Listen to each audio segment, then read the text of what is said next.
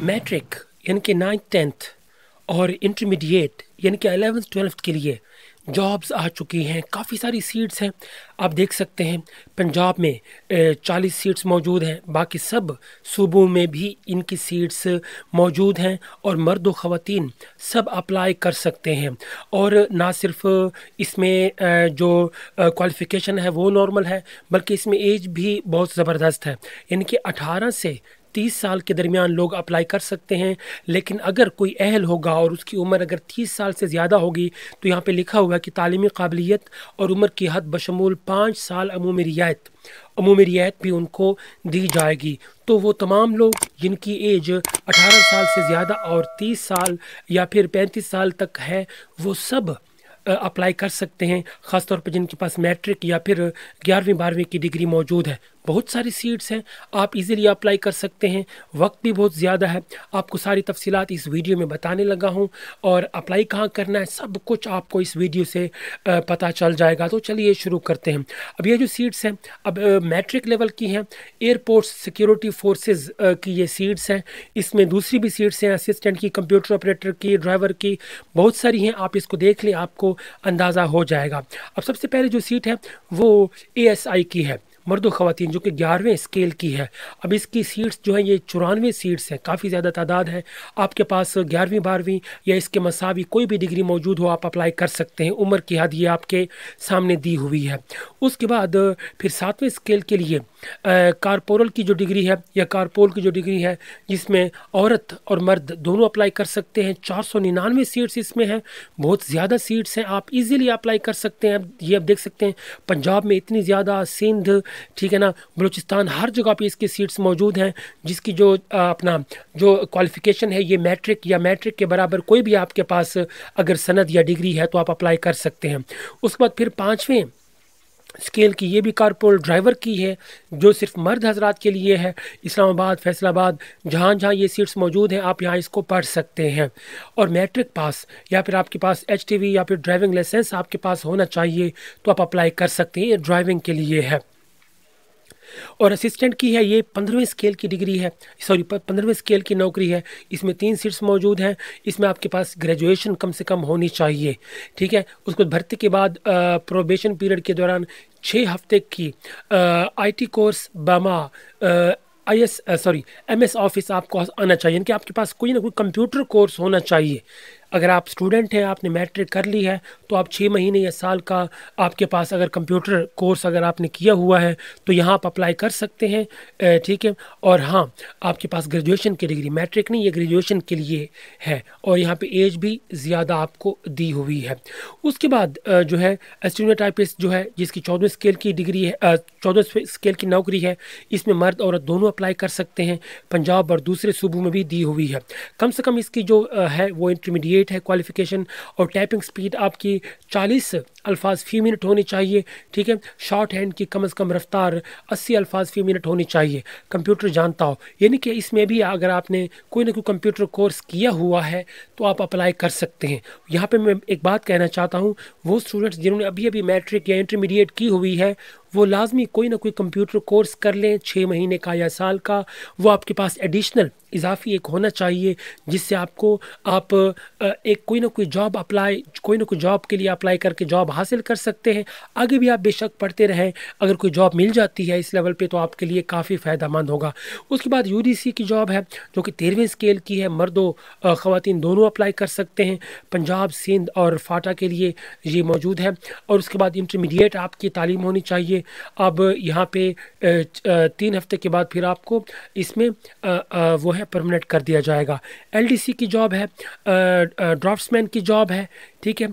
अब यहाँ पे रिलीजियस टीचर की जॉब है, ठीक है। ये सारा आप लैब अटेंडेंट की जॉब है, यहाँ पे मेडिकल अटेंडेंट की जॉब है, ठीक है। नर्सिंग की जॉब है। अब मैं यहाँ पढ़ रहा हूँ, ये एक चीज़ नहीं पढ़ रहा, क्योंकि अगर आप इस ऐड को पढ़ना चाहते हैं तो इसका लिंक मैं नीचे दिया हुआ है, आप इसको पढ़ सकते हैं। लेकिन तरीका जान लें, मैं अप्लाई करने का तरीका बता रहा हूँ, कहाँ अप्लाई करना है वो जान लें।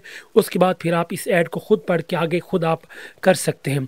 अब यहाँ पे देखिए आखिरी तारीख भी, टाइम बहुत सारा है आपके पास।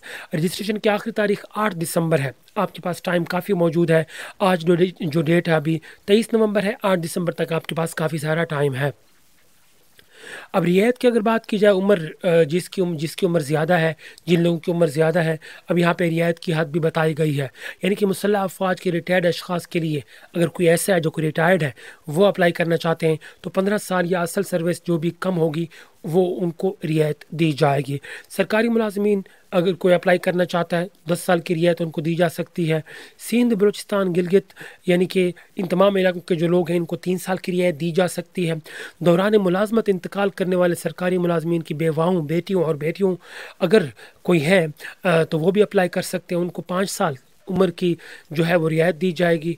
अब ये मुदरजा बाला, ये जो कैटेगरीज़ हैं, इनमें से एक से ज़्यादा के अहल उम्मीदवारों को सिर्फ एक ही कैटेगरी के तहत उम्र की बालाई हद में रियायत हासिल होगी। अब दरख्वास्त किस तरह जमा करवानी है, ठीक है, ख्वाहिशमंद उम्मीदवारान जो वेबसाइट है, ये मैं आपको दिखाता हूँ। वेबसाइट किस तरह की है, कहाँ अप्लाई करना है, ये आपको दिखाता हूँ, आप पहले जान लें। यहाँ पे रजिस्ट्रेशन करेंगे और उसके बाद रजिस्ट्रेशन का तरीका मैं आपको बताने लगा हूँ। उसके बाद अगर कोई उम्मीदवार को ऑनलाइन रजिस्ट्रेशन करवाने में दुश्वारी हो तो करीबी भर्ती मरकज़ पर कायम करदा हेल्प डेस्क से रिजू करें। उसके बाद दरख्वास्त गुजार की रजिस्ट्रेशन के वक्त आपका कौमी शनाख्त कार्ड की फ्रंट साइड और हालिया फ़ोटोग्राफ अपलोड करना होगी। किसी किस्म की तालीमी या फिर दीगर दस्तावेज़ात की कापियाँ जमा कराने की ज़रूरत नहीं है। ताहम हुकूमती पॉलिसी के मुताबिक शॉर्ट लिस्ट किए गए उम्मीदवारों के दस्तावेज़ात इंटरव्यू से पहले जमा किए जाएंगे। ये बहुत आसान तरीका है। सबसे पहले आपको ऑनलाइन अप्लाई करना है, जिसमें आपके पास अप्लाई करने के लिए आपके पास आपके शनाख्ती कार्ड की फ्रंट और बैक की तस्वीर होनी चाहिए, वो अपलोड करनी होगी, ठीक है। और जो आपकी हालिया, जो कि आपने इसी महीने या कोई नई तस्वीर आपको अपलोड करनी होगी। बाकी डॉक्यूमेंट्स आपको बाद में जमा करवाने पड़ेंगे जब आप इंटरव्यू के लिए सिलेक्ट हो जाएंगे। जो सिलेक्ट नहीं होंगे उनको डॉक्यूमेंट्स जमा करवाने की ज़रूरत नहीं है। उसके बाद रजिस्ट्रेशन का अमल इश्तिहार हाजा के इशात से 15 दिन तक जारी रहेगा। मुकर्रर तारीख के बाद रजिस्ट्रेशन का अमल, यानी कि ये जो डेट है 8 दिसंबर, इसके बाद रजिस्ट्रेशन बंद कर दी जाएगी। हाजिर सर्विस सरकारी मुलाजमीन और मुसल्लह अफवाज के हाजिर रिजर्वर या फिर रिजर्व्स या फिर रिटायर्ड अशखास NOC लेकर आए, यानी कि वो लोग जिनके पास पहले से जॉब मौजूद है वो अपनी वहाँ से जहाँ जॉब कर रहे हैं वहाँ से NOC नो ऑब्जेक्शन सर्टिफिकेट लेके आएंगे। उसके बाद मुजरिम और आर्म्ड फोर्सेस फिर भगोड़े अफराद ASF में अप्लाई करने के अहल नहीं है। जिनको निकाला गया था या फिर जो मुजरिम है वो अप्लाई नहीं कर सकते। 18 साल से कम उम्र अफराद दरख्वास्त देने के अहल नहीं है, जैसे कि ऊपर बताया गया है। उसके बाद उम्र का शुमार दरख्वास्त फार्म जमा कराने की आखिरी तारीख तक होगा। हामिल ख़वातीन दरख्वास्त ना दें। अब यहाँ पे एक और चीज़ देखिए, उम्र का जो शुमार दरख्वास्त फार्म जमा कराने की आखिरी तारीख तक होगा। यानी कि मिसाल के तौर पे अगर किसी की एज 18 साल है, वो 18 साल से कम है, लेकिन वो 8 दिसंबर से पहले तक अगर वो 18 साल में एंटर हो जाता है या 19वीं साल में एंटर हो जाता है तो वो अप्लाई कर सकता है। अगर वो 18 साल से कम है तो वो अप्लाई नहीं कर पाएगा।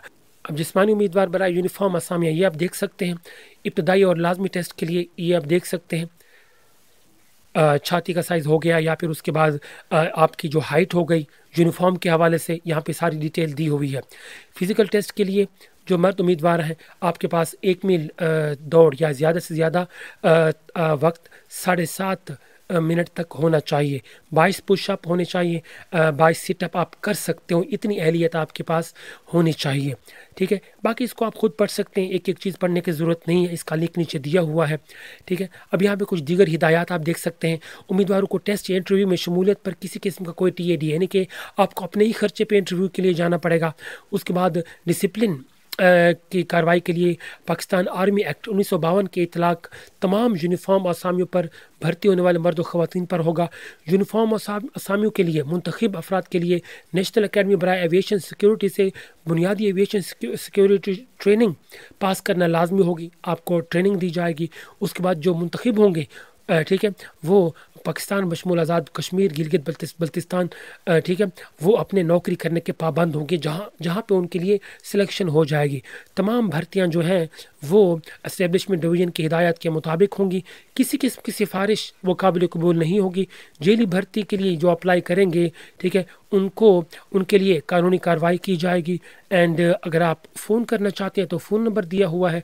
अब आते हैं अप्लाई करने की तरफ।